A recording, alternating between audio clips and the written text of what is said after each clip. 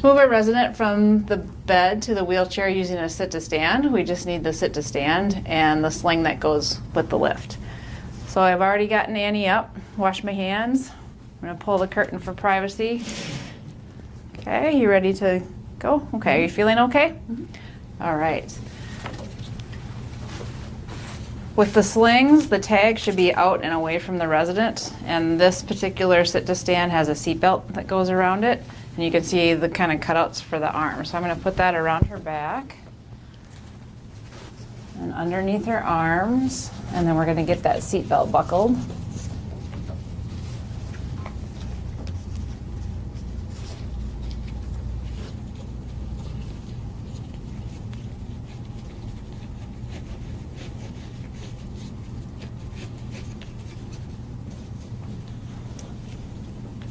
Again, we want it snug, but not so tight that it's uncomfortable.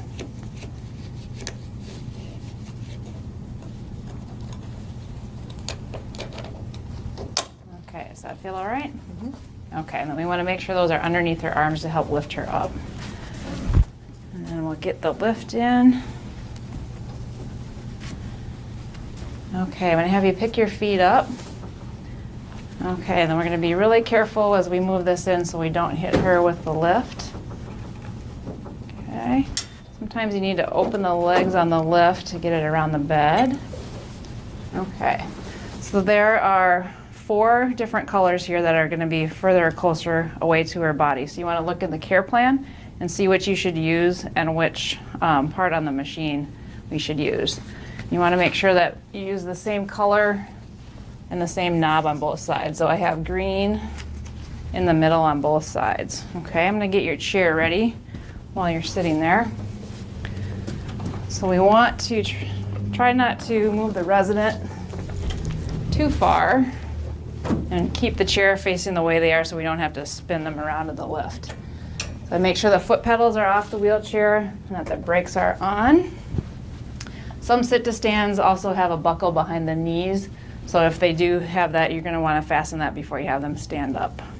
Okay, Annie, I'm going to have you put your hands up here on both sides. Okay, still feeling okay? Mm-hmm. All right, we're going to go up. So there's a remote on the lift with the up and down button. And so besides moving her from her bed to her chair, it's also helpful in dressing. So we could put her pants on up to her knees and then have her stand up and pull her pants up while she's up. Okay, we're going to move her slowly back into the chair. Are your knees touching the back of the wheelchair? Mm-hmm. Okay, so with the remote, if I need to, I can grab the back of the sling and bring her down so her back gets all the way back into the wheelchair.